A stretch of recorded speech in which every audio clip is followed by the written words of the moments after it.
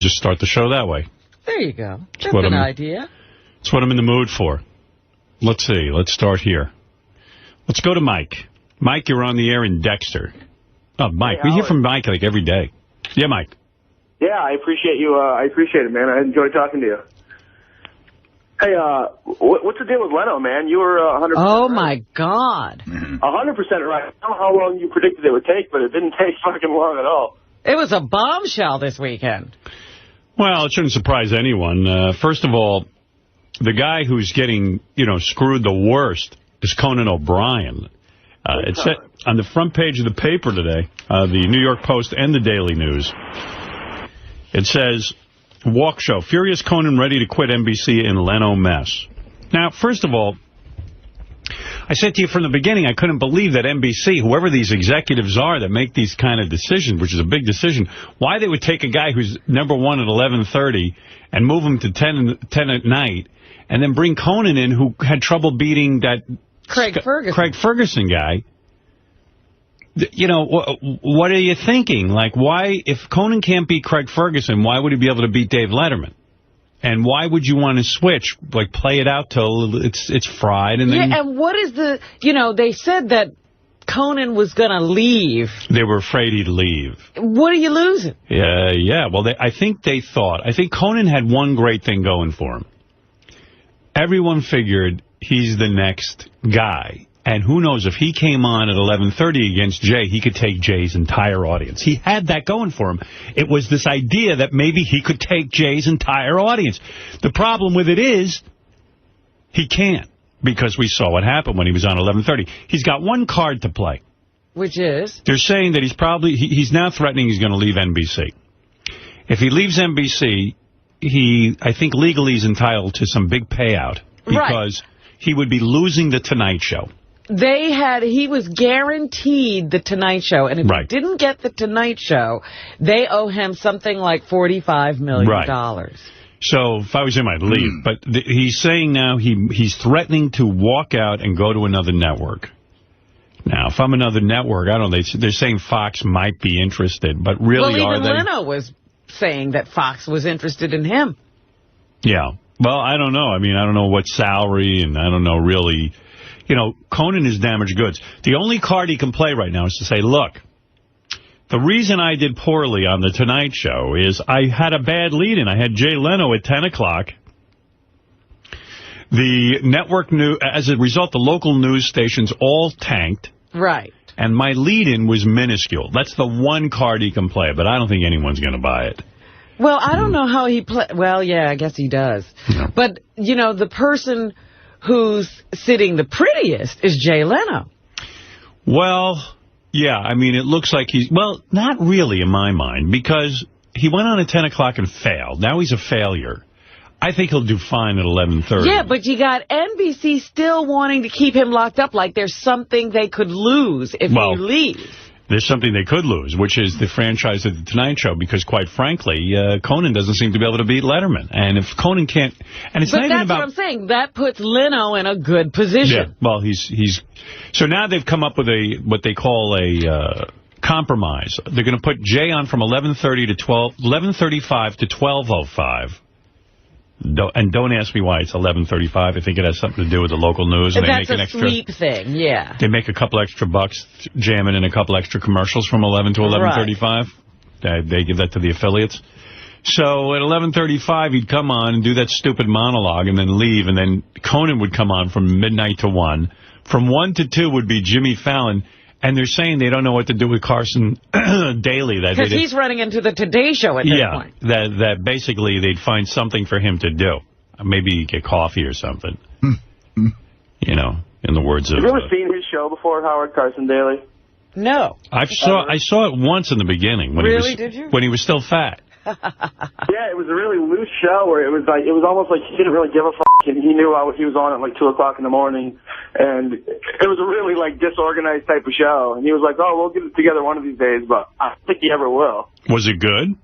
I don't know. It was 2 o'clock in the morning, man. I mean, how can you gauge something that's on at 2 in the morning? Well, what do you mean? How do you watch it and you decide whether you like it or not? Did you like it? I would prefer to watch Carson Daly over Jay Leno, quite honestly. And what good is it going to do to put a half-hour show on? And are they going to call it The Tonight Show, or is The Tonight Show going to start at 12:05? No, The Tonight Show is going to start at 12:05. It'll be called The Jay Leno Show at 11:35. This is the way they're floating it. But here's the deal. I think Conan is humiliated. But what does he expect? But why is Conan? If I was Conan, I'd be thrilled to be on at midnight to 1. Take all the pressure off. They're saving him. I mean, they would really have to boot him. Right. I mean, and he's carrying on. He's upset. He doesn't believe how NBC's treating him. The fucking guy doesn't have a rating. What does he think happened? He lost their huge audience. They were #1. Yeah, you don't get a free pass in network television where if you don't get ratings. Let me tell you something. You think I'd have a career if I didn't have ratings? Ratings are your ticket to being treated well, and when you don't have them, they don't want to know you. Nobody's in love with you as a human being or a person. He should be angry because those guys moved him from 12:30 to 11:30 and proved him to be not that strong a ratings earner. Well, he would have to be angry for them for listening to him. Right. He was the one who was making the big stink. Conan pushed to take over The Tonight Show. These assholes at NBC bought into it. And now he's mad because they did. Because they did. Because they're not getting any ratings. Conan's not getting ratings. It's history. Maybe his one thing is, look, you set me up because of the Jay Leno thing. You didn't give me the clear shot that you gave everybody else. Well, exactly. That's the thing. They gave him a clear enough shot. He should have made an audience. Listen, it reminds me of, when we left terrestrial radio. And several folks tried to take over. They didn't make it. But not and only a lot of them will complain. But not only that, Howard, wherever you went, you didn't go to some ratings juggernaut. Right. And then just sort of fit in. Right. You built an audience wherever you went. It didn't matter what the terrain was. You brought people. Yeah. Yeah. Well, I didn't sit and worry about what my lead-in was. Yeah. You didn't care that the night guy didn't have any ratings. Yeah. Right. Yeah, we went on shitball stations. we didn't like. Imagine if we went on like a station that had an audience. Oh God, would have been insane. But who'd want to do that anyway? That's what I said to you also about Conan O'Brien. Why would you want to go on the Tonight Show that's successful, where you can only go down? Probably you're probably not going to go up. I mean, if you can't be Craig Ferguson, use your head and stay on at 12:30. Yeah, you wait until Jay Leno's limping. Right. Then you come in and you're a savior. Same with Dave. He was screaming he wants to be on 11:30. Who cares, 11:30? Just pay me, man. I'd rather be the guy they keep thinking is going to be the big Well, thing. the only thing with David Letterman was never chomping at the bit to be 11:30. He wanted to be the successor to Johnny Carson. And Johnny could have stayed there forever. Letterman would never have been trying to push him out, which Jay did, and that whole thing.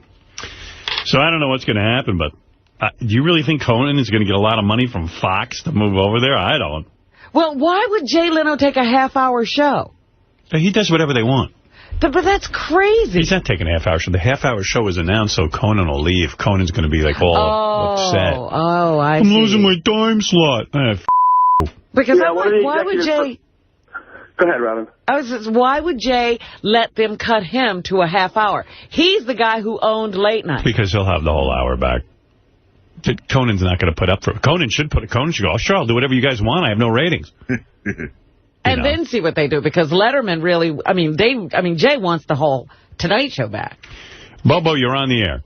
Hey, how you doing there, Howard? Hey. NBC Branch should approach you from the start as a consultant. You saw right through this, that this wouldn't work at prime time. Yeah, well, I think a lot of people saw right through it. Yeah, it seems the only people who couldn't see was NBC. Yeah. I mean... One executive was saying he wishes he had the year to play this out because it will eventually take hold.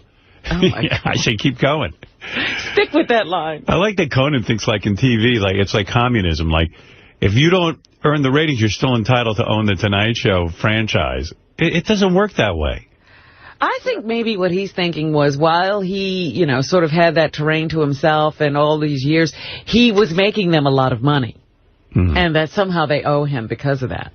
But Howard, let me tell you something. With his ratings at 12:30, they could have taken anybody and given him a show, and they would have done just fine. Well, it sort of seems that way because Craig Ferguson came along, and he's doing was better. Not a problem. Yeah, he beat Conan. Took some of his audience. I don't understand. In radio, if you're losing, they don't even talk to you. In television, if you're getting beat by Craig Ferguson, they give you the Tonight Show. Well, you know, it's a whole different world over there. Again, I've always said that the problem with radio is they don't value talent. Television values talent a little too much. Right. They value everyone. Yeah, they don't care whether you make ratings or not. You're a valuable asset. Jimmy Fallon's playing it smart. He's just going, hey, I'll do whatever you got. You want to put me on at 1:30? Go ahead. I'm just having fun here. Yeah. I love that.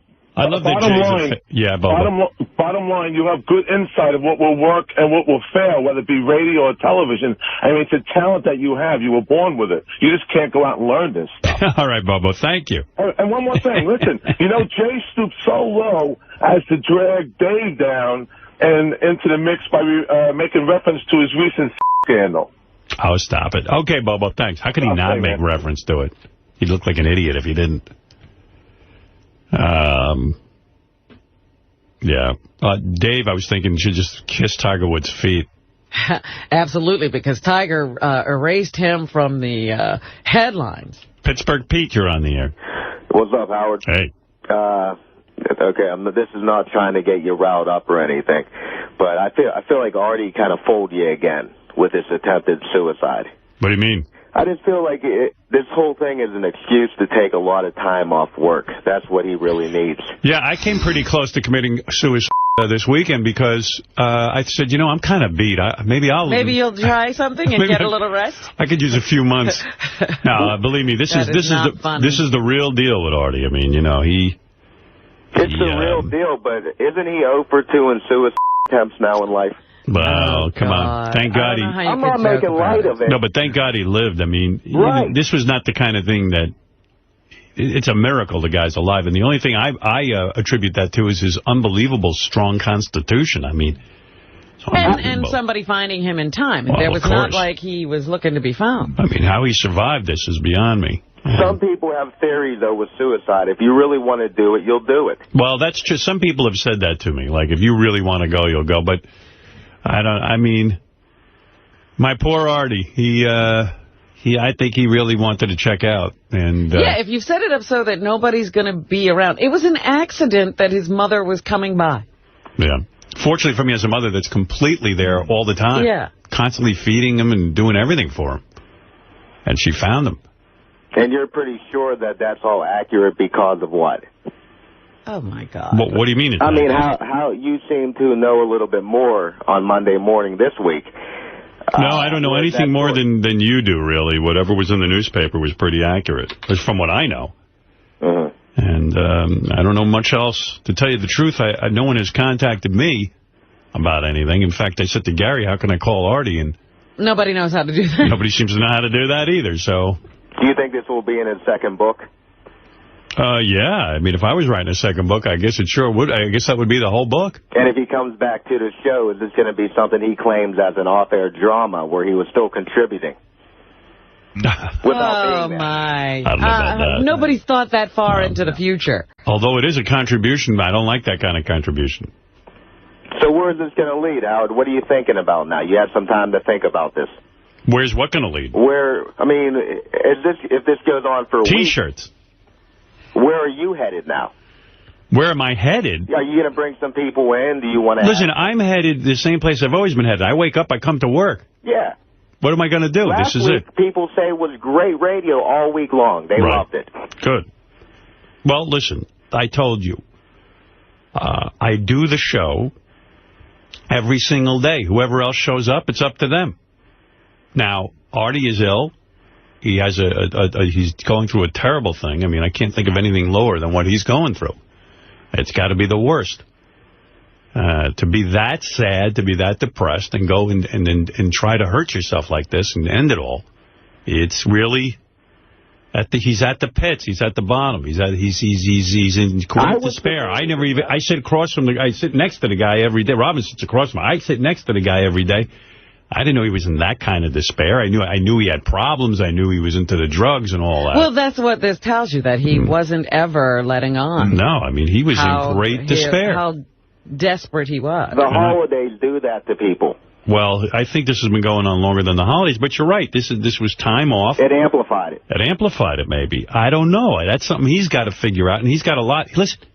This is all speculation. Why? Listen, one thing I know about Artie, he's got to get help. And he's been hesitant to do it. And I hope this is his rock bottom, where if anything good comes out of this, that he gets the kind of help he needs. Rock bottom, this is weird. This is wacko stuff.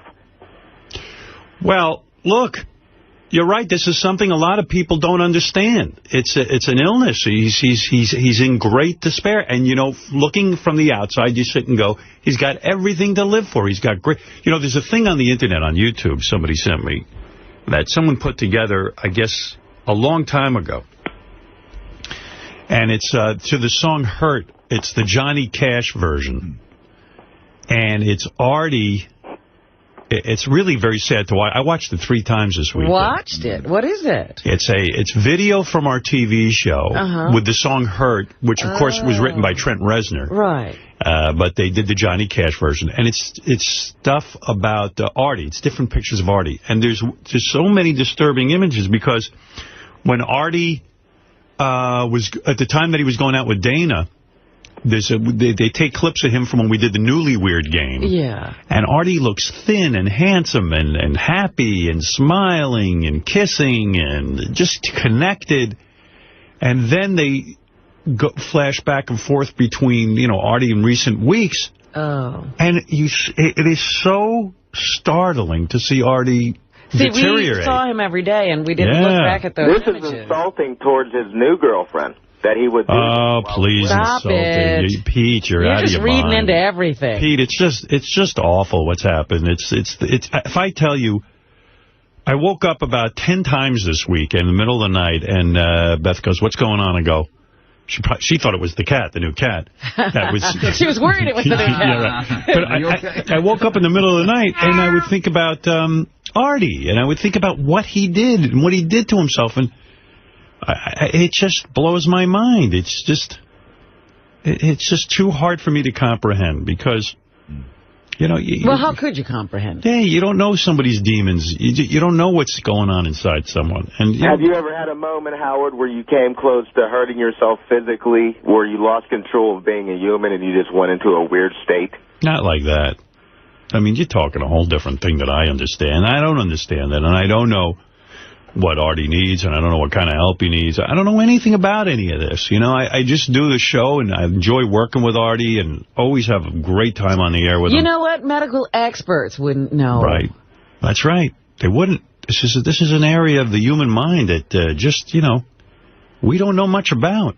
I mean, Robin went through hell, and I don't think she even came that close to doing something like this. This is a major... I only had, like, thoughts of it and would plan it out, but I just never got... And I accepted help. I actually, you know, threw myself... I lost that pride that says, you know, you're the only one who can figure this out, and I put myself in someone else's hands.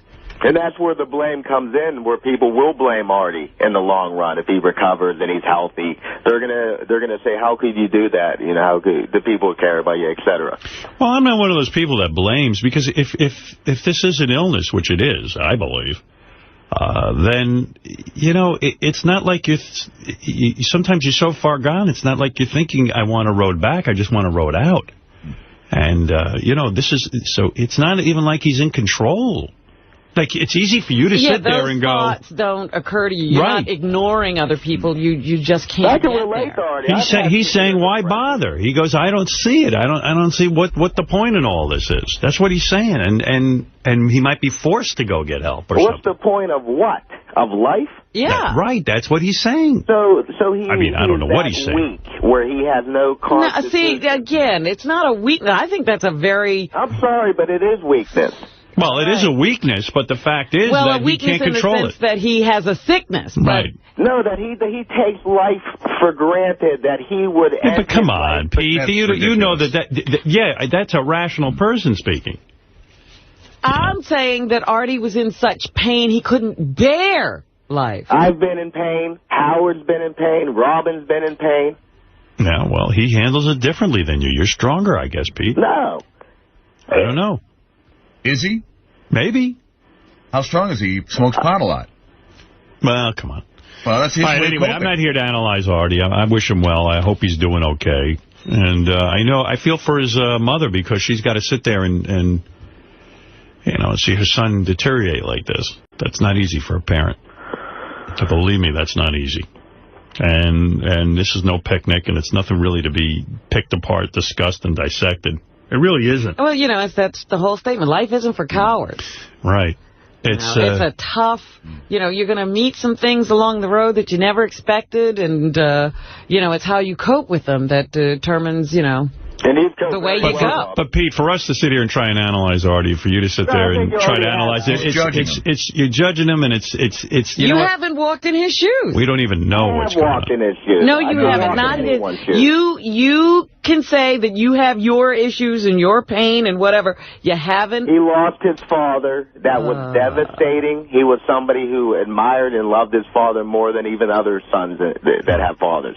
Well, Pete, I don't know how to respond other than to say I'm hoping that Artie gets better, and if you're a better man, then you're lucky. I'm a better man. Well, whatever you're saying, I'm not sure what you're saying, but whatever you're saying, I have trouble going along with it because I don't want to dissect what was in Artie's head. How much sympathy should we really have for Artie? That's up to you. Look, you should have as much sympathy as you can have. And I say to myself, he doesn't have to be embarrassed about anything. He's living his life as best as he can, just the way you are. Who, Pete or Artie?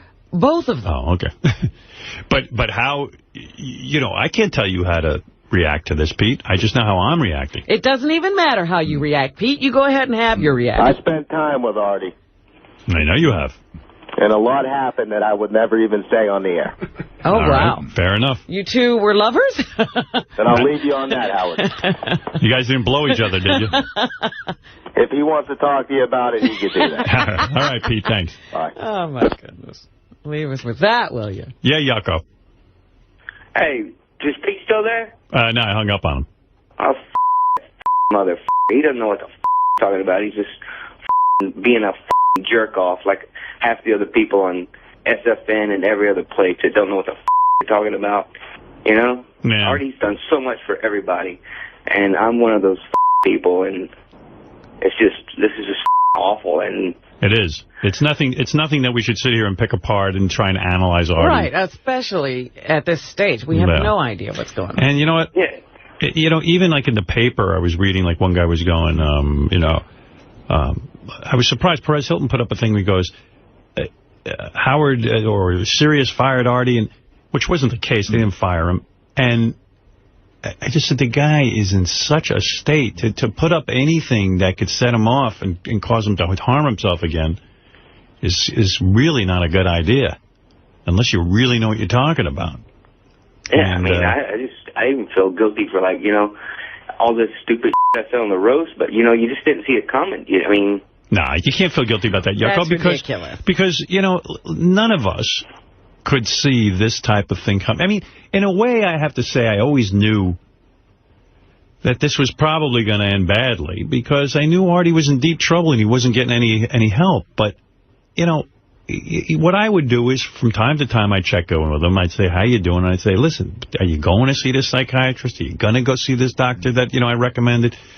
Are you getting some help? Oh, yeah, I'm getting help. I'm going 3 days a week, thinking of increasing it to 5. It turned out it was all not true, but, I don't know. But you know what? You actually turned to him one day after, I think it was after the book, somewhere between the book and now, and you said, are you okay? Are you at a point where you're thinking of doing something? And he's, no, I want to live. I remembered that so clearly. And I remember Artie every minute was talking about, he wanted to make sure his liver was okay. Yeah. He's always going to the doctor. I'm worried about my liver. I'm worried about this. I go, he didn't sound like somebody who didn't want to live. I mean, yeah, his actions were himself, but in some strange way he wanted to live. Yeah. So I don't know. I can name so many things he's done for me. Like, I was going through the divorce and everything. He would call me, and, he didn't have to do stuff like that. And especially when my parents' house burned down, he did a free show, and, hundreds and hundreds of people showed up for it. And he's just, Yeah, listen, he's a very generous guy. He's a good-hearted guy. And the only thing that we can do as a group is to wish him well and hope that he gets some help. He's a good man. You know, aside from being very talented, he's just a good guy. And I feel for him. And I feel more for his mother. Because she's got to be suffering. Well, I mean, you got to feel for everybody in that situation because all of them, you know, are in great pain. I can't imagine the kind of pain it takes to do what he did. So. Oh, man. All right, I mean, you know what? I get a paper cut and I'm screaming. That's what I said to somebody. I said, I hate, you know, any kind of breaking of my skin. Yeah. Hangnail. All right, Yucko, thanks. All right, thanks. Hey, Bob. Howard. Bob's in Comac. Hey, Bob. Hey, Howard. How are you today? All right. Hey, I called a couple of times before. I got to tell you, I'm a recovering heroin addict, 13 years clean. That first year, man, let me tell you, it's the worst.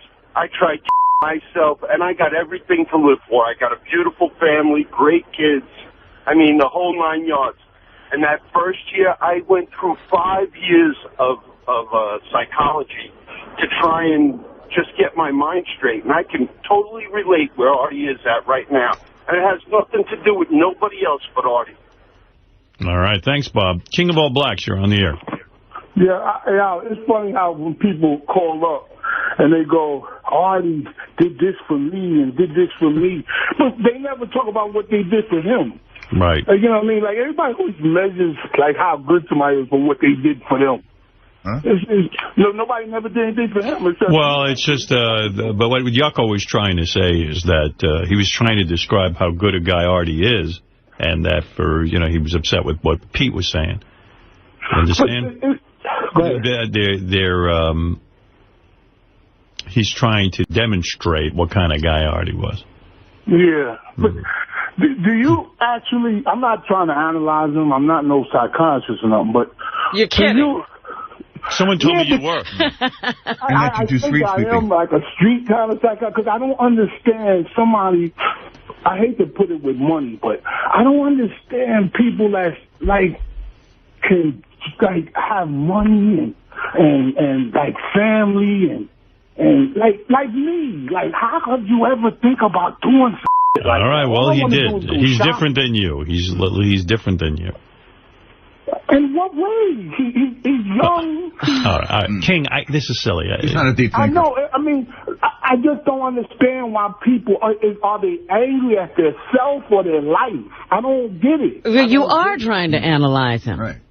Because, I mean... Well, there is anger. There is anger in this. You know, I knew... I was telling someone the other day... Go ahead. Well, I was telling someone the other day that I knew a guy. I didn't know the guy. My parents had friends who had a son who they told me years ago he walked in and put a knife through his own heart. Ooh. Right in front of the family, in front of the parents and everyone. And everyone said he killed himself right in front of them. And he said, well, that's an angry act. It was like, not only did he end it all, but he did it right in front of them, as if to say, you know, here we go. Oh, yeah. And, you know, I've my entire life, I've heard that story, and I try to understand it. Like, what was he angry at? And you know what? You don't know.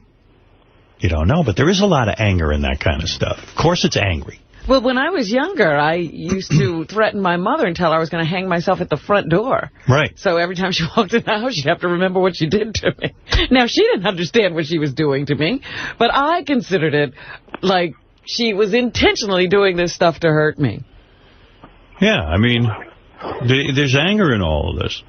But why would you, Robin, why would you even say that to your mother? Like, well, actually, and I don't mean to upset Robin, but that's the height of narcissism, you know.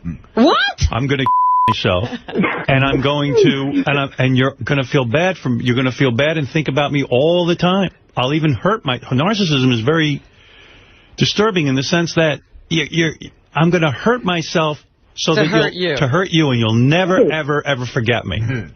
It's a way of staying connected forever. Well, do you know why I never did? I told some people this the other day. I said I would imagine what it would be like once I was gone, and it was never bad enough. That was the absolute truth. You were afraid to be too happy. They wouldn't be hurt enough. All right, King, thank you. Are you scared of dying, Howard? Like, yes, I don't want to die. Eat well and all that stuff.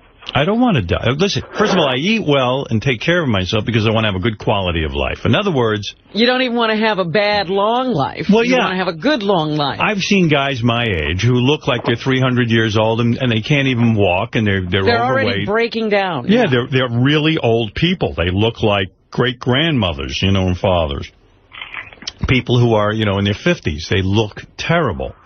So I want to feel good and look the best I can, but also there's so many things I wake up in the day and I'm so excited to do. There's a lot of drudgery too. There are things I don't want to face, but there are things that I enjoy so much that makes me kind of get up and go, okay, we're going to start another day. That's how I feel. Yeah, so of course I love it, man. I love it. I love it. Like I like waking up in the morning and seeing the newspapers there and reading about Conan O'Brien losing his show. I like all of that. I'm a big yenta. Well, yeah, the Tiger Woods stuff has been thrilling. I love it. The David Letterman stuff was exciting. I like... there's even this new stuff coming out about the White House.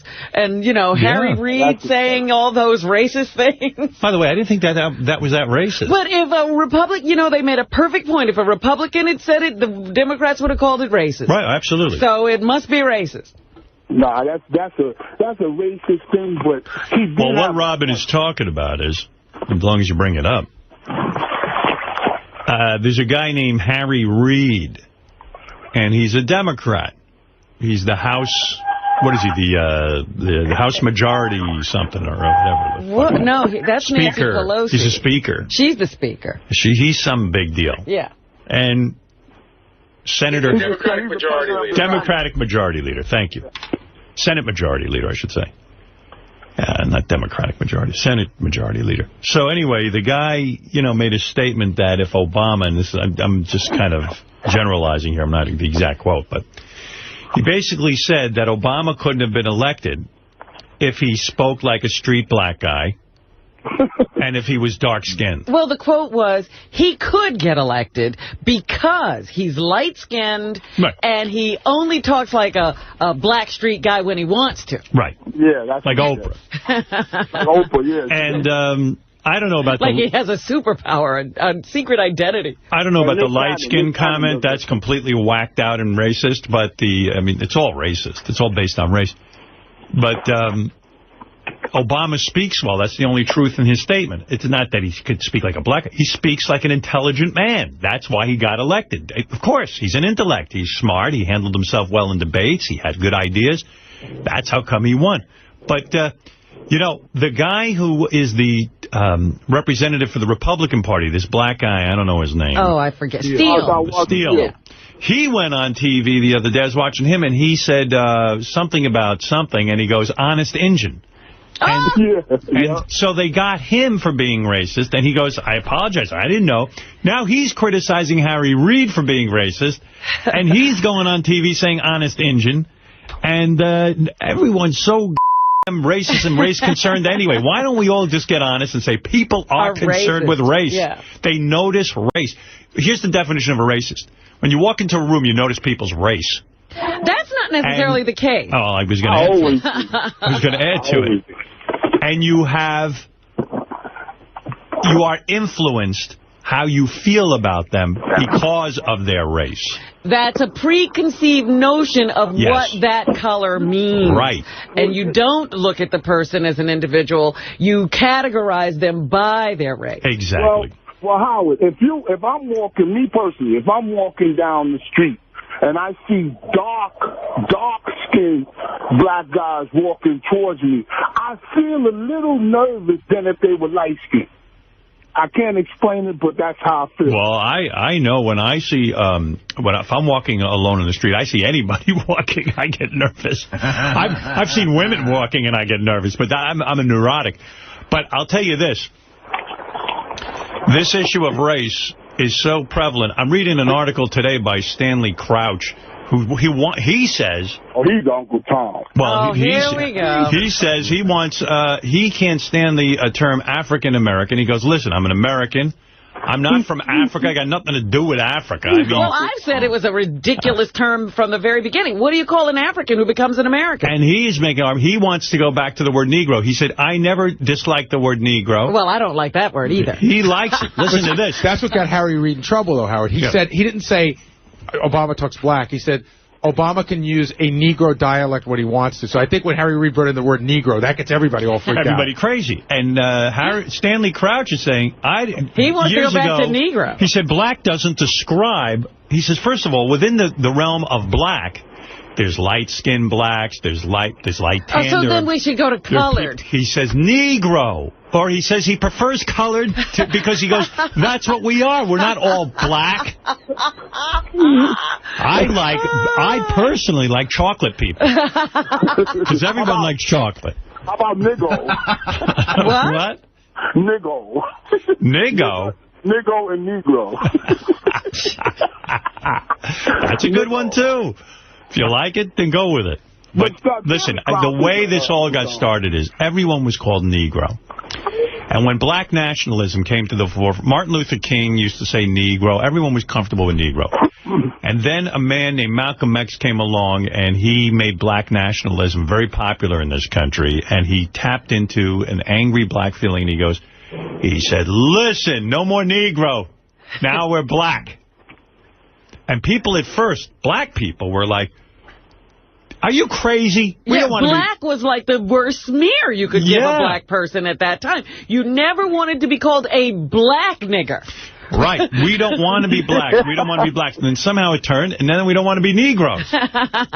So no one knows what to do. Now, Stanley Crouch's point is that Negro... Then I think it was Jesse Jackson who came up with this African-American thing. That's what Stanley Crouch said. And I was like, we're not African. Jesse Jackson came up with African-American, and Stanley Crouch says, I'm not African. We've never been African. I don't know anything about Africa. You could take me there today, I would be as lost as anyone. Trust me, you don't want to know anything about Africa. Africans are trying to get out of Africa. The first person on earth was a black woman, so you really shouldn't feel like that. No. My point is, I was born here. To call me African-American is to say I'm not an American. Right. So that's what Stanley Crouch says. Well, what do you like? I like black. I just get with it. You know, all white people aren't the same shade either. I think Stanley made me like a Negro now all of a sudden. Oh, stop it. No, don't listen to him. He's Uncle Tom. Is he? Why do you carry on about he's an Uncle Tom? when black men go bald, they turn into Uncle Tom. Oh, you're so silly. Every black man that has a bald, got that bald thing at the top, they always act like, I don't know, they always act like they want to be white. See, again, if you're an intellectual, you're obviously wanting to be white. Right, that's it. Like Steele, like that guy. I like him, but, he tries to act like he's white. The white people don't like that motherfucker. Hey, King, some people want to talk to you. Here, let's talk. Rob wants to talk to King of All Blacks. Hey, what's going on? Hey. Two things. One, I just really am so sorry about Artie. And first and foremost right now, I'm so sick to death of King of All Chocolate people here. It's always, Howard, what do you think? Howard, what do you think? Every other word out of his mouth is, Howard, what do you think? I'm calling King of All Chocolate. I never ask Howard what does he think because I already know what he thinks. Now I'm just asking King, you do it all the time. Yeah, because I'm asking for you. I already know what he thinks, you fucking asshole. All right, Heather, you're on. Wanted to say hi to King of All Blacks. Go ahead, Heather. Yes, Heather. No, Heather? Scared of you. Scared of the black man. Scared him away? Scared of the real black man. The real man. The nigga, the king nigga. I love it. I like nigga. That's what I like. I don't like Negro, black, color. I'm going to be honest with you. I like nigga. What up, nigga? I love it. All right, Heather, thank you. Heather's not there. All right, King, thank you very much. I love you, Howard. All right, love you too. Bye-bye. Hey, when you get a new car, I'll tell you what to get. Okay. All right? I swear, I'll tell you what to get. It's crazy. Yeah, I got to go see my man 𝗦𝗫𝗄𝗿𝗍. Ashley passed her driver's test? Driver's test. She's hitting the road. Oh, boy. Yeah, I can't believe it. That's your last one? That's my youngest daughter. Your baby's driving. She got her license. Yeah. A lot of changes. A lot of changes at the Stern household. You must be an adult. You got all that going on. Yeah, I got a lot going on. Yeah. I got to, you know, my kids are growing up. Yeah, you have an empty nest at this point. Yeah. I mean, they're getting to the point where some dude should take over the financial obligation, yeah, really. Right? Yeah. Waiting for that. Someone to step in. Make an honest woman out of them. Wow. Can I tell you? But, now, actually, I'm the one who's told my daughters, when you're in your 20s, you don't get married. Yeah, but they're all going to... She's going to be off to college not too long after this. Ashley, yeah. Yeah. The other two are out of college. No wonder you got a cat. You got an empty nest. Yeah, I got a cat all right. What happened with the cat? Having an issue getting him on the phone, so it could be up at any minute or not. Well, that's the problem.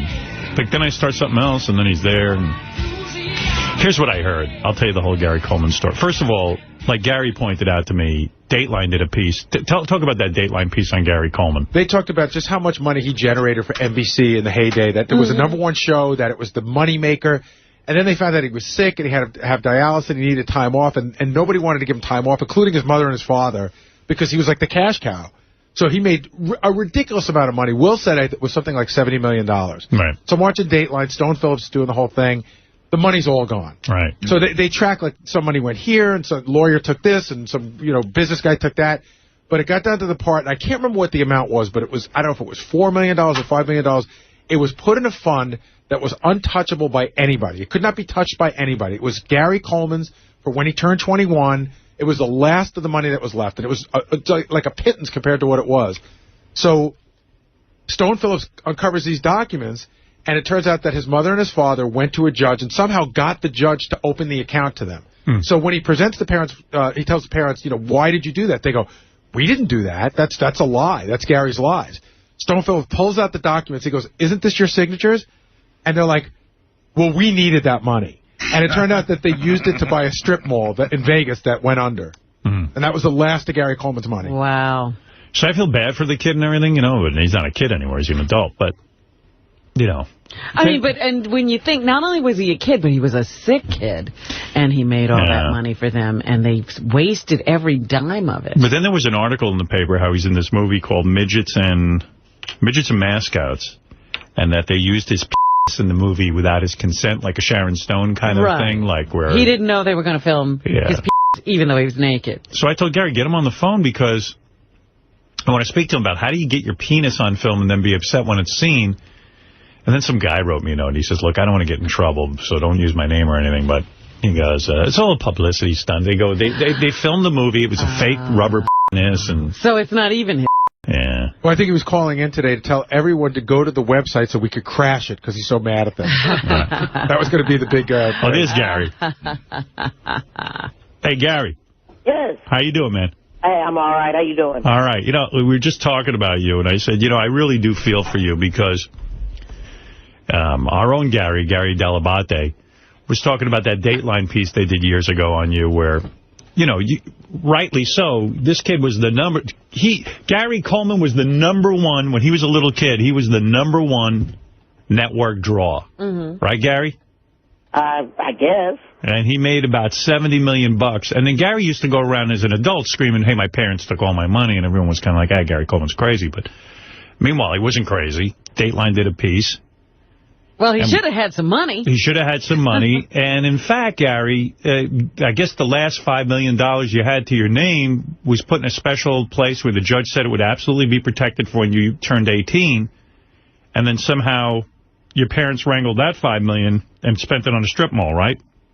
Yes. Yeah. Are you talking to your parents at all? Oh, God, no. Yeah, huh? You've had it with them. Oh, God, yeah. I'm 41 years old. Yeah, but you know what I mean. I mean, there's been, all your money's gone. How do you reconcile that? You don't. You just keep working. And you were so broke at some point that I think you sold your underwear on eBay, right? Well, I didn't. I didn't sell it. Jimmy Kimmel offered to buy it. I see. Yeah. Did he buy it?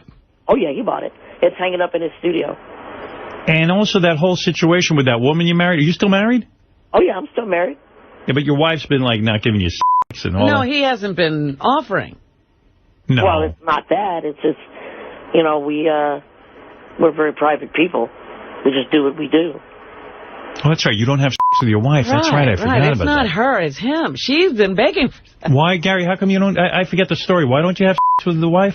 Oh, I have with my wife, I think. Intercourse? I hope I do. Intercourse? Well, I hope so. I thought for but there was a court, you know, you were on one of those TV court shows, I thought, and she said you wouldn't have sex with her. That's not true. I don't know. And then, I don't know, and I remember you were going to get divorced, and I don't know, and then your wife... Oh, no, we're not getting divorced. It's marriage counseling. Do you live with her still? Of course. Oh, you do? Okay. So that's happy. And you two aren't fighting anymore, because there was that kind of, they had like a public fight, remember? She used to say you threw temper tantrums like a 5-year-old, and you stomp the floor and you start throwing stuff around and all that. And I just thought, well, you know, what kind of wife is that? Hey, who doesn't? No. Who doesn't? So the marriage is good? Oh, the marriage is fine. Well, I don't know. It just made me sad when I thought about all the money that was kind of taken from him. I mean, you know, when you're a kid and you're sick and you're working, you don't even want to work sometimes, and you know, like you have to because everything happens, and it happens. All right, tell me your side of this story with the movie you're in. You're in a movie called Midgets and Mascots. Midgets versus Mascots. Now, what happened is I did not sign a nudity rider, and I went and saw the producers last week to tell them to take this scene out that they snuck in on me. And they won't do it. So how do they sneak in a nude scene on you? In other words, I broke up a fight between two of the midgets, and the director rushed the camera in real quick on me, and I don't appreciate that very much. So it's a reality movie? In other words, you broke up a fight and they stuck it in, or it was part of a scene? No, I broke up a fight. And why were you naked when they were fighting? It was not part of the movie. Why were you naked when you're breaking up a fight? I had a robe on, but my robe parted a little bit. Your penis. Apparently, they claim they see my but I still want them to take it out. But instead of that, I'm going to see a lawyer now, and I want your fans to go to the Midgets versus Mascots website and protest. All right, now, Gary, some guy wrote me an anonymous letter. I don't mean to burst your bubble, but he said to me this is all a PR stunt, that in fact this penis is a prosthetic penis that hangs down past your knee, and that you're really not upset with the movie producers, that this is an attempt to drum up publicity. Now, I've always known you to be an honest guy. Are you perpetrating a hoax here, or are you being straight with me? Oh, I'm being completely straight with you. No, I don't know what this idiot's telling you, but you know, if somebody sneaks a camera in on me, and I don't like it, and they're trying to shoot parts of my body that I don't want them shooting, I'm going to get really upset about it. Why would you want to promote the movie, then, if you're upset with them? And ask them to go to their website. Movie. I want your fans to protest. I want them to go to the website, Midgets versus Mascots, and protest and get any nudity of me taken out of the movie. But why would going on the website be a protest? Yeah, like you're directing. In other words, it does smell. It does smell like a PR stunt. Go to Midgets and Mascots website. I mean, if you were really upset with them, why would you give them any? It's like your parents. You don't talk to your parents. If you're mad at the producers of Midgets and Mascots, why would you talk to them? Why would you give them traffic to their website? It does smell like a PR stunt, if you want my opinion. Oh, I'm sorry. It's certainly not that. All right. Yeah, I could understand if you had your own website. Yeah. But, I mean, even a website, how does that make them stop doing something? Well, because my next step is I'm going to get an attorney. And I just don't appreciate what's been done on this. All right, Gary. Well, I will tell my fans to go to the website Midgets versus Mascots. What is this movie about anyway? Hey, Howard, when we go to the website, should we look at it or not? That's completely up to you. Do you want us to see the movie? No, don't see the movie. Don't go to FYI. Don't do any of that crazy stuff. Just protest for me, would you? All right. Well, there you go. He says, don't go see the movie. This is Gary Coleman's new movie, and he's saying, don't go see it. Please don't see it, and go to the website. What is the website again you want us to go to? MidgetsVersusMascots.com. All right. And go there and protest and say that we don't want to see your penis. Is there a site for the protest? I mean, how do you protest on the website? When I'm on the website, how do I protest? I don't know. I just want you to protest. Okay. Hey, by the way, if we want to buy your underwear, Gary, how much is that? $500. Oh, you got to see Jimmy Kimmel about that one. You're not selling any more? No, oh, God, no. It's over. Let's see. Well, anyway, listen. How's your kidneys? Are you doing all right? Oh, I'm doing just fine. Your health's okay? Oh, yeah. All right. He's a good guy, Gary Coleman. Yeah. I thought it was maybe a publicity stunt, Robin, but I don't know. I don't know. I can't tell. The jury's still out. I don't know. I mean, he hasn't gotten a lawyer yet. But, I mean, you're thinking the protest will just make them take the scene out of the movie? I'm hoping so. If not...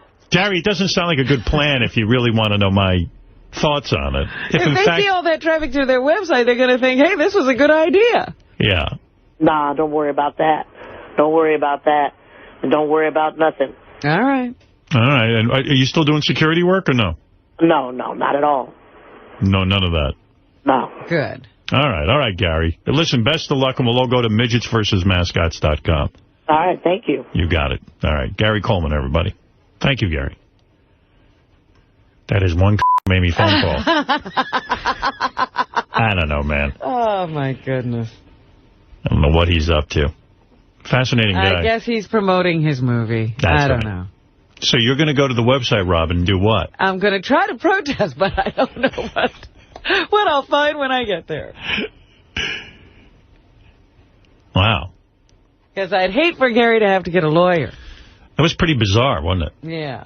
He did sue somebody at one point. He sued...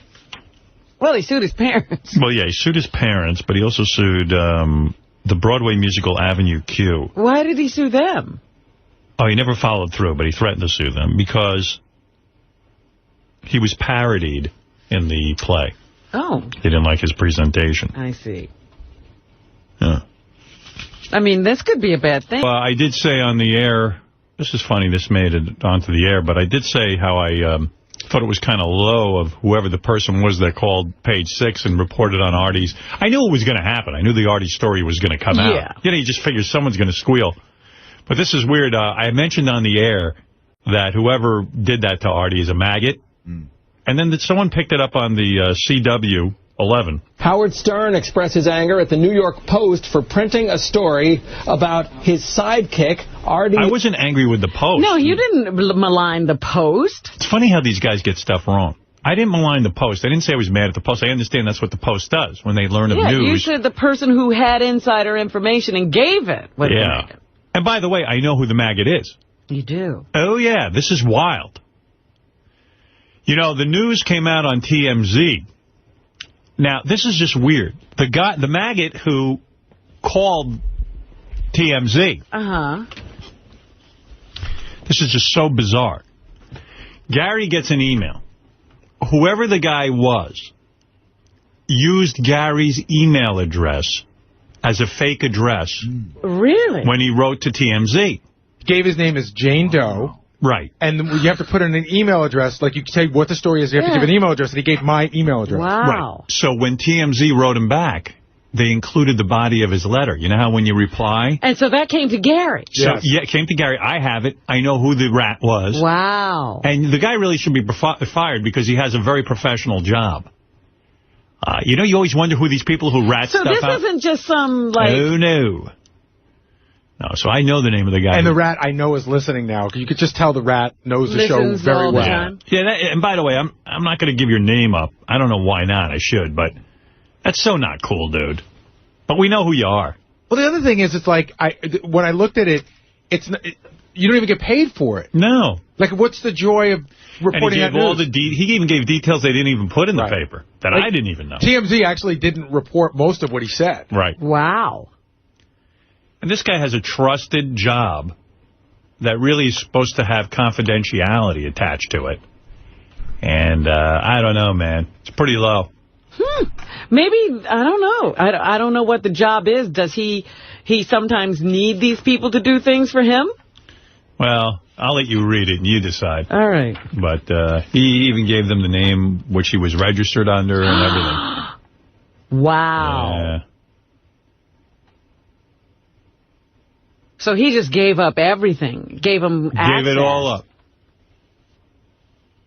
And TMZ accidentally sent us the info. But they sent it to the email address he gave them. Right. Yeah, because the guy wrote, hey, do you have a phone number that I can reach you at? This is the guy from TMZ. He's at the assignment desk. And he writes back, but meanwhile, they sent it to Gary. Right. So, I mean... They gave up their own source. He was never thinking that they would get back to him. Right. Ew, what a business that is. I am so glad I'm not in that business. I would not want to work the assignment desk at TMZ or Page 6 or any of those things, and then a call comes in that a guy tried to himself, and then you're hungry to get that on. Right. Like it's your job to get that story out there as fast as possible. Yeah, that'd be a tough assignment, man. No wonder they call it the assignment desk. That's a tough assignment.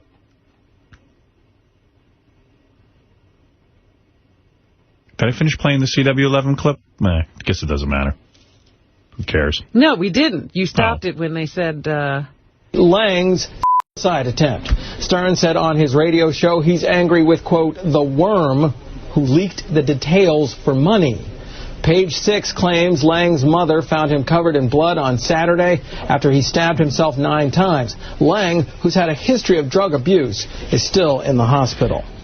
Yeah, but quite frankly, I mean, I know these stories get out there. Quite frankly, I was shocked that the story didn't get out there sooner. Well, yeah, we had a few days where it wasn't out there, and that was a big surprise. And I was saying to Betsy, I think this thing might fly under the radar. Yeah, I was hoping. Yeah. But... And it was just when you thought that it came out. There's other news, too, and I guess I'm going to thank this guy in some weird way. Do you know that? Have you heard of the BCS streaker? I saw. Oh, you saw it? That. You were watching the football game? I didn't see it on the game, but I saw it later. Big championship game happened between University of Texas and Alabama, as most people know.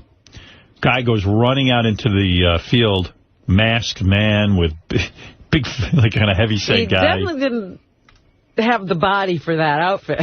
He had on, like, bikini panties and a tight gold shirt with a cape. And on his ass was written Howard Stern, the Howard Stern logo. His entire backside. Right. His whole back end was covered. And then I guess on his the back of his shirt was advertising a website or something. Right.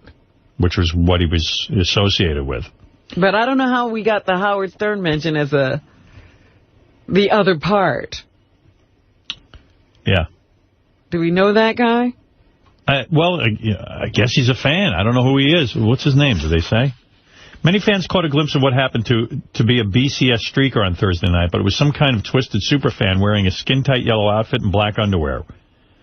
Early in the third quarter, a masked intruder scampered across the field for a few moments before sliding around Alabama's 5-yard line.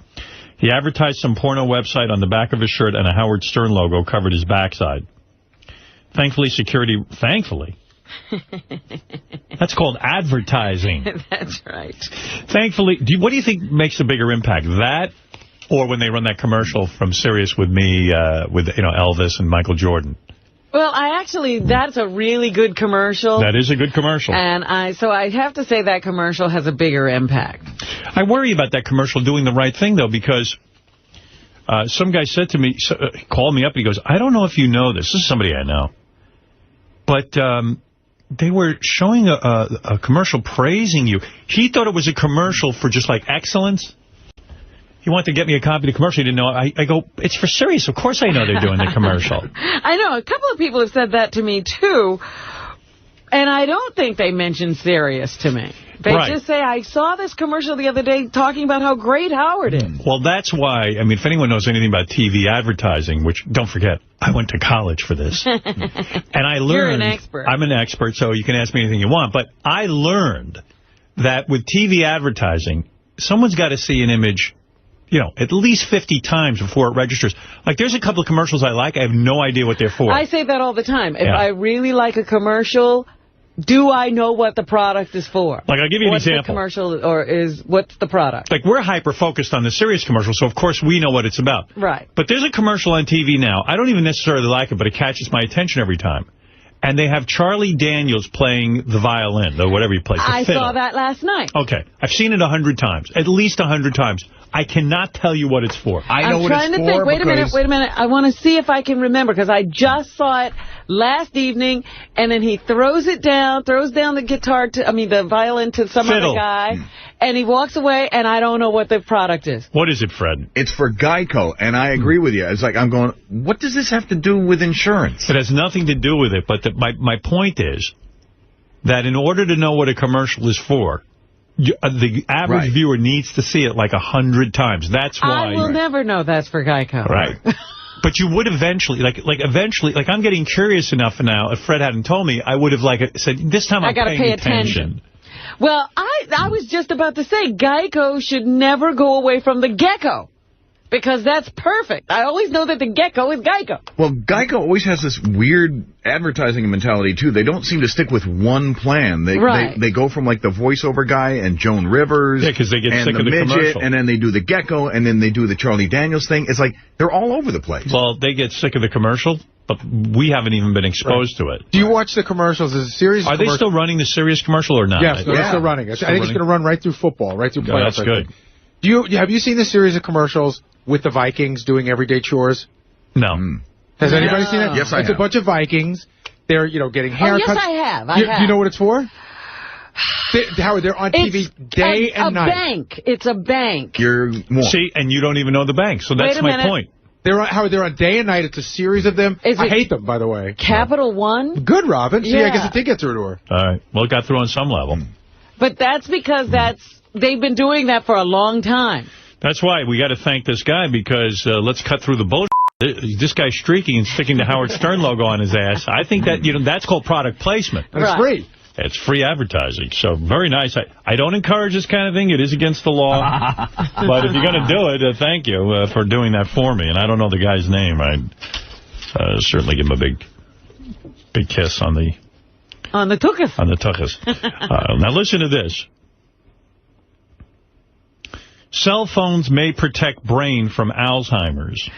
Oh, my God. How are they doing that? Let's see. In a study put out by BlackBerry and iPhone. Of course it's BlackBerry I'm joking. No, it isn't.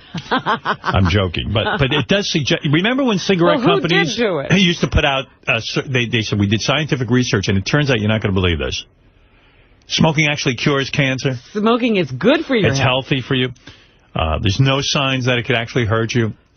But this says a study in mice suggested using cell phones may help prevent some of the brain-wasting effects of Alzheimer's. How often do mice use phones? After long-term exposure to electromagnetic waves, such as those used in cell phones, mice genetically altered to develop Alzheimer's performed as well on memory and thinking skill tests as healthy mice. So they're claiming that dementia can be prevented by keeping There's so many holes in that study. Yeah, well... First of all, they altered the mice so that they could get Alzheimer's. How did they know that worked? I don't know. I don't know who let's see. Who did this? I swear that I know the phone companies must have paid for this. They had to. Somebody funded this study. Yeah. Who else would fund a study like that? I don't know. Why do I have a picture of a big fat guy in his underpants? Let me see. And maybe that's the fat guy with your name on his butt. No. Oh, I know what it is. He's a gay guy who wants to do anything for the show, to be on the show. Oh, what does that mean?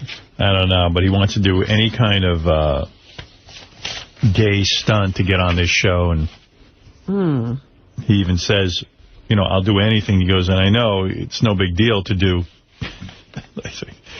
I'm sure people write you all the time looking for a way to get on the Howard Stern Show, but please hear me out and read this, because mine is unique.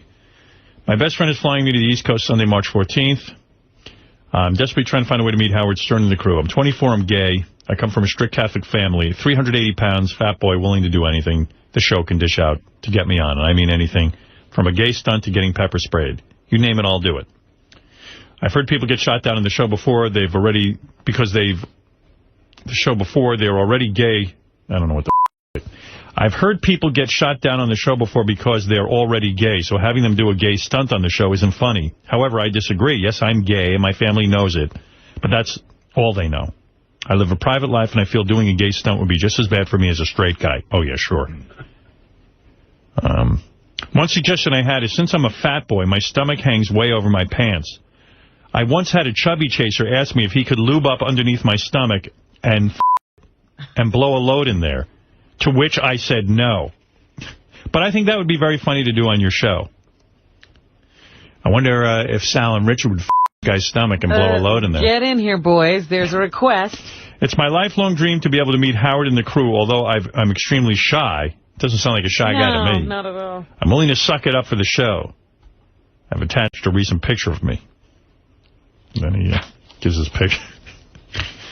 Guy wants to come down here and do some gay stuff. There he is. Wow, he is. It's a big boy. A big boy.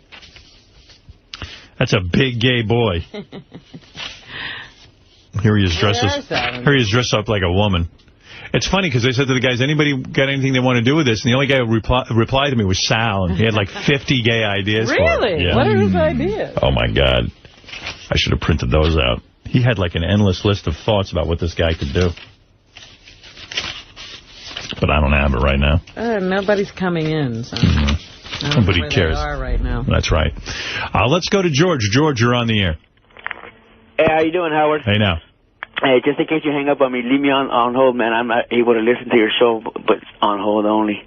Hey, all right, what can I do for you, George? John Letterman, doing good. Leno, I don't even know why they're bringing him back. Bringing him back because he can beat Letterman. But why? He's just too old already. Have him give it up. Well, that's ridiculous. I mean, NBC is after getting their franchise back and getting the ratings back at night, so they're going to bring him back.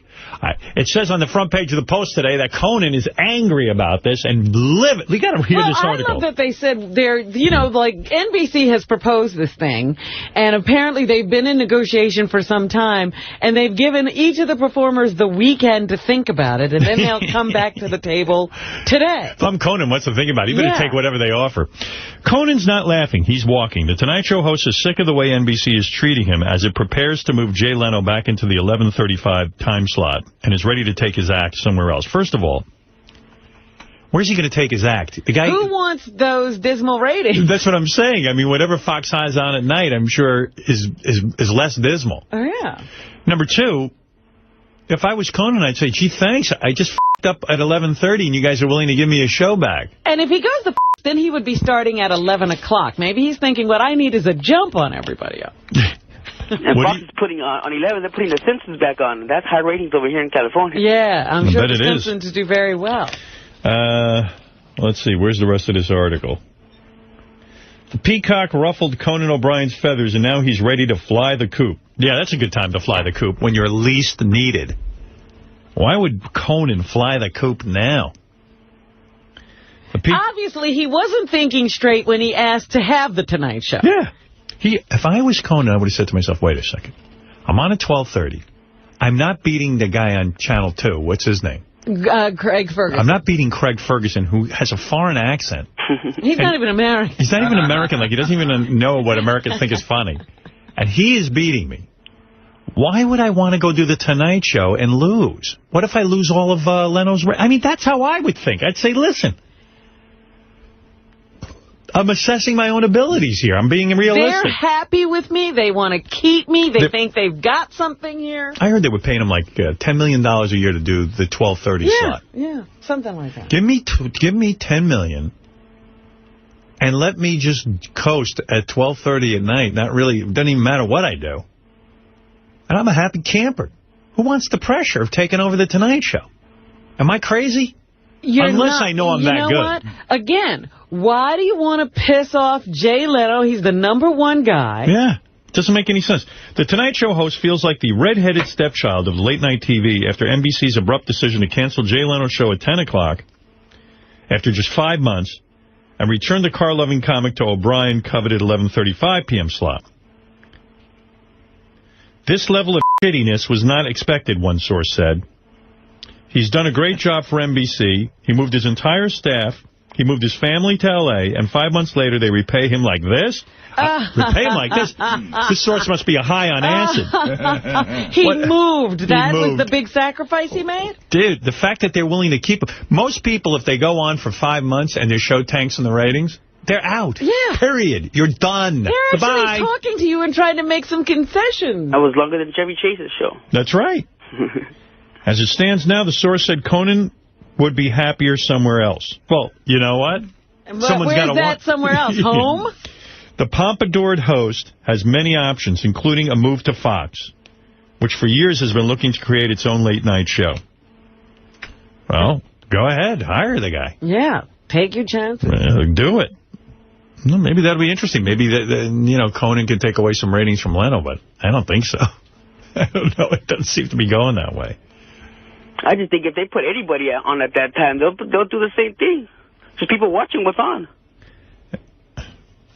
NBC yesterday said Leno's 10 p.m. talk show would end on February 11th with the start of the Winter Olympics.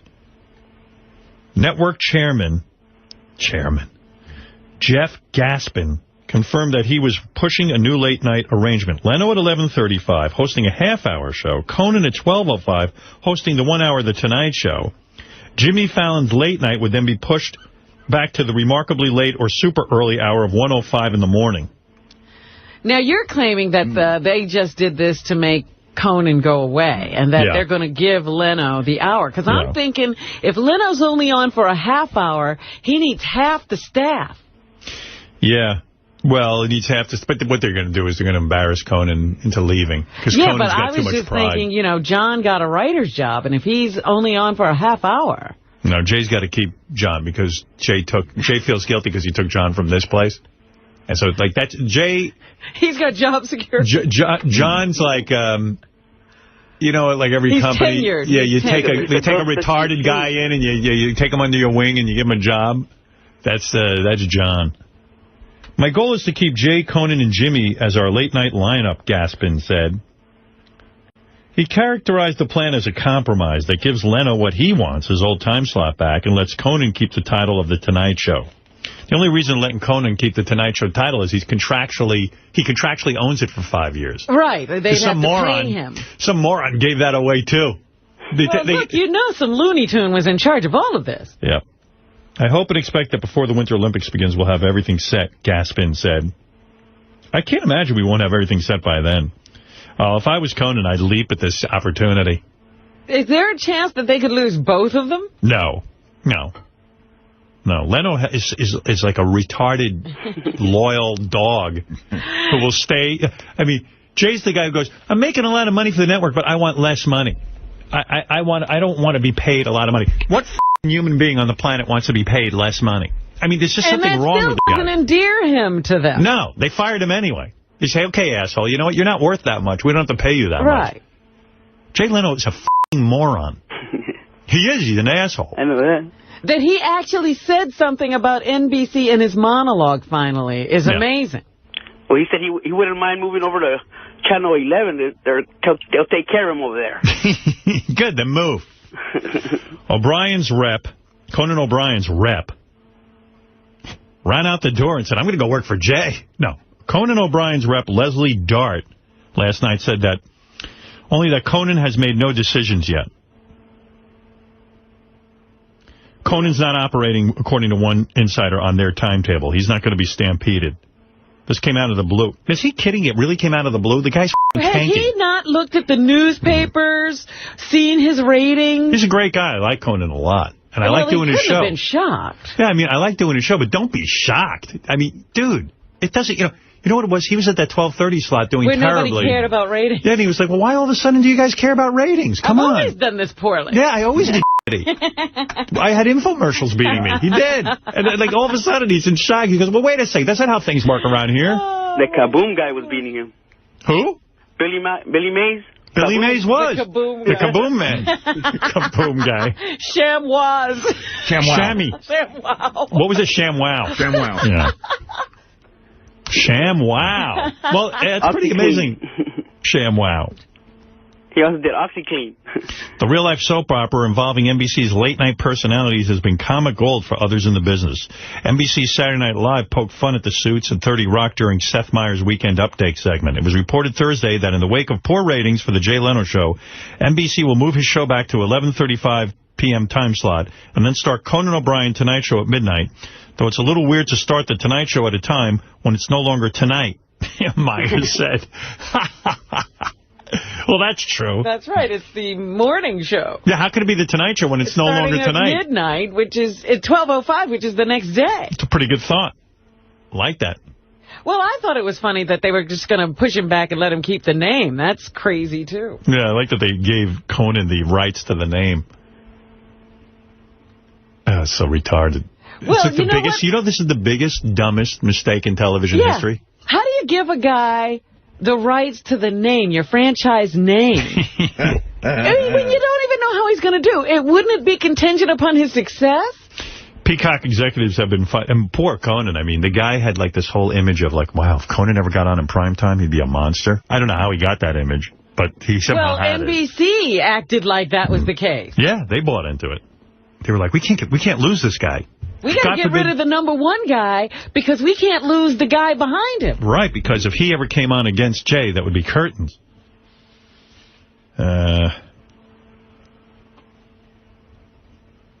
Thank God NBC kept Leno around. They got a go-to guy.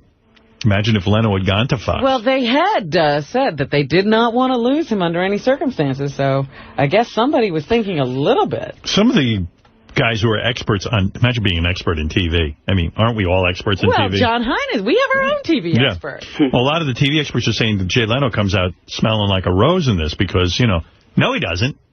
He fucking failed. Now he's got the smell, the stink of failure on him. Yeah, I don't see. The only way this is good for him is in the halls of NBC. Yeah. Outside of that, he was a failure. Well, what does this mean to Letterman at this point? Letterman's trying to patch up the shit with his wife. He's not even reading the papers. I think Letterman's Letterman's in a whole nother battle. He's a battle to see his kid full-time as opposed to part-time. Letterman's in a whole nother trip. He's in a battle to see if he can go home. Well, I think it's for Letterman. I think he was kind of enjoying although it was sort of a half-assed win, like, he was beating Conan. He wasn't beating the guy he wants to be, which is Jay Leno. Well, I'll say it again. I'm the only asshole who said it all along. Well, Dave made a lot of fair-weather friends real quick when Jay left, and now all of a sudden everyone's a Dave fan. But I'm a Dave fan, and Jake f himself. And the only show I would do is Letterman. My Jay. And I hate how the news out here be his trademark jaywalking, and I'd be like, that. Yeah, his trademark jaywalking is coming back to late night. Yeah, I should sue that mother.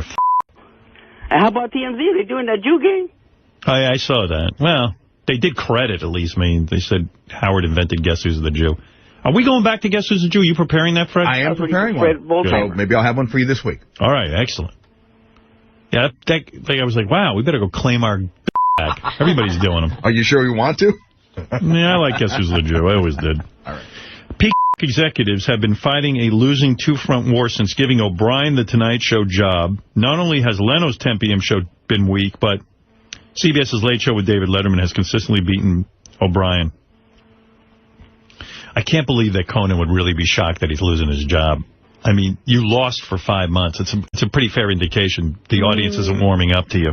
Maybe he's shocked at the moves that NBC is making. Well, come on. He thought he'd probably be fired. Wasn't he tanking he early on in his first incarnation as the 12:30 host, and then they gave him time and gave him time?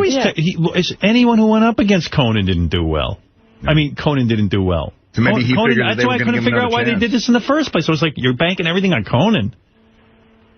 He's like a distance runner. He's good in the long run. Somehow he convinced them that I'm not doing well at this hour, but you put me on earlier, I'll... Yeah.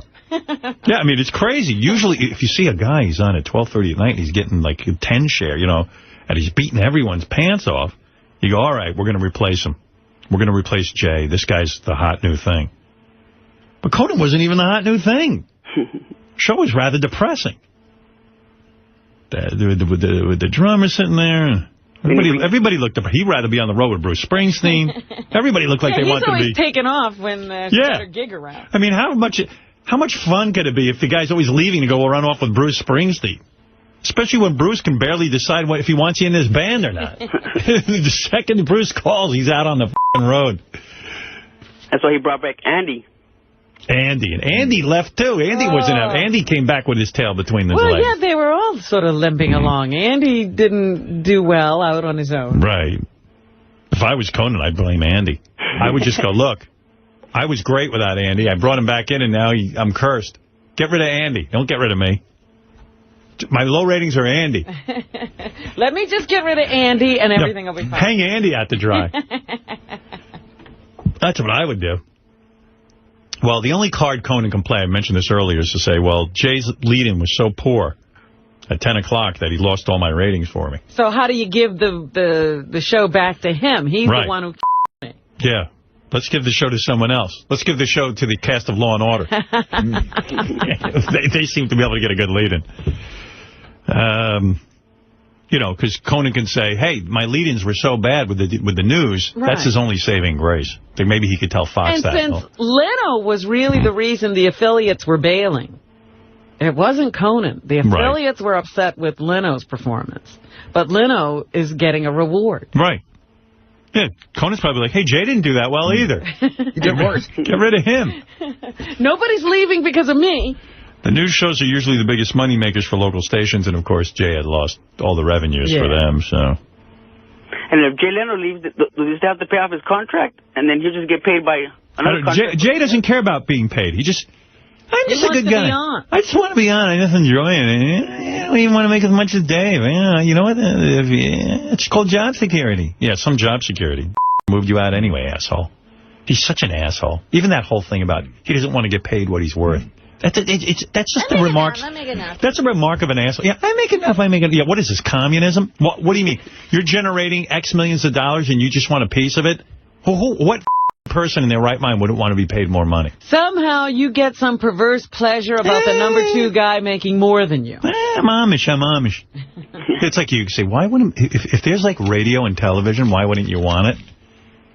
Like Amish people, they're like Jay Leno. Jay Leno's an Amish. I'm not kidding you. It's enough. The books are enough. Hey, I don't need soap and water. I don't need a washing machine. I just like that's what Jay's saying. He's going, I don't need a washing machine. I'll just wash my clothes down by these rocks. I'll beat my clothes on a rock. Even that f***ing dumb shit with those old cars. You could have any new car you want. You can drive around in that buggy so everyone can see you. I know. There's a couple of guys like that. We're just regular guys. We fix things. We like old cars. Except nobody but him can afford those cars. Right. We do our own tune-ups. Yeah, I'm into old cars, but meanwhile, the old cars cost more than the new cars. Exactly, and he's got an entire staff to service those cars. Right. He's got these airplane hangars, filled with cars. With all these collectible cars. And they probably have a special temperature and all of that stuff to make sure they run correctly and they're maintained. I don't want any money. I don't need a washing machine. I'm just working on my car. I don't need a new car. My wife got sick. I put leeches on her. I was reading a story about Harrison Ford in the paper yesterday because he's got some new movie coming out. And it was one of those things like, he took the guy on a helicopter ride because he's a helicopter pilot. But before he gets in the plane, he does the whole checkup on the instrumentation himself. Yeah. He doesn't let a mechanic do it. Yeah, I know better than the mechanic. Because he's just a regular guy. I'm Harrison Ford. I like to get my hands full of grit. Yeah, everybody's such a regular guy. Guess what? You're not a regular guy if you know how to fly a helicopter. And you own a helicopter. Yeah. I own a helicopter. I'm just like you. I do my own work on my helicopter. Oh, he's so down to earth. He does his own instrument. Jay Leno. Yeah, I don't want more money. Well, why exactly? Why wouldn't you want more money? You're entitled to it. You're the #1 guy in late night. Same deal. Every year, same deal. Yeah, I'd make my own deal. I don't have an agent. I don't need an agent. No, you don't need it. Clearly, you need an agent because your whole fucking